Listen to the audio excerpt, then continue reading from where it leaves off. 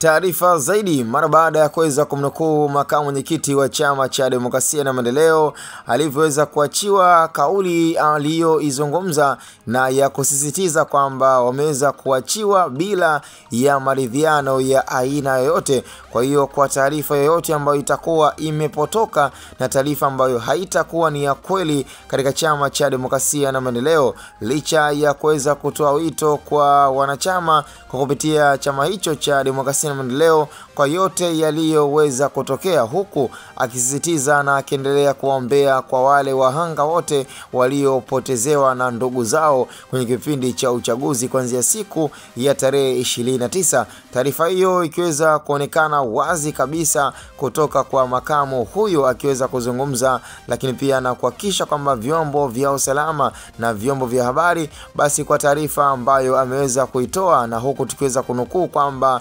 anachokiamini na anachokijua wameachiwa, pamoja pia na viongozi mbalimbali ikiwemo Godbless Lema, lakini pia na Boniface, lakini pia na baadhi ya viongozi mbalimbali ambao waliweza kuwa kwenye orodha ya wale waliohitajika katika kituo ama pia jeshi la polisi kuweza kuhitaji kuripoti. Sasa ni swala ambalo limezungumzwa kwamba issue itakayokuwa inaendelea ama taarifa yote itakayozushwa kwamba labda wameachiwa kutokana kwamba labda kuna maridhiano ama makubaliano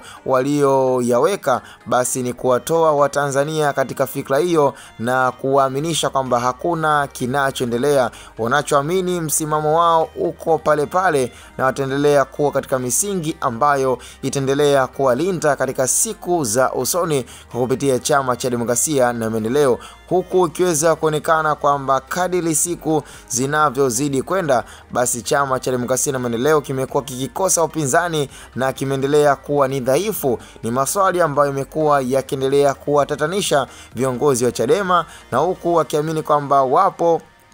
kwenye jukumu zito na wapo kwenye changamoto ambayo inaweza ikawapoteza kwenye dira ya kisiasa, na kila mmoja anaamini mpaka muda huu, yani kama unaamua kufanya ile interception ya kutoa baadhi ya vyama visivyokuwa na nguvu, basi ni chama cha ACT Wazalendo na Chama cha Demokrasia na Maendeleo ambavyo kwa hivi sasa vimeonekana kuwa ni weak na vimeonekana pia kuwa viko against na chama cha CCM. Hivyo kutokana pia na taifa la Tanzania na ule muamko unaoendelea kuwepo, ni kwamba Chama cha Demokrasia na Maendeleo kinahitaji utulivu na kinahitaji pia sera nzuri za kuweza kurudisha katika miaka ambayo kila mmoja alikuwa anaona kwamba upinzani na hata ule ushindani uliokuwa ukijitokeza kati ya Chadema na kati ya Chama cha Mapinduzi, basi ulikuwa ni ushindani ambao umewafanya Watanzania wengi waweze kuvutiwa na kuangalia ama pia kuweza kuhusishwa na masuala ya kisiasa.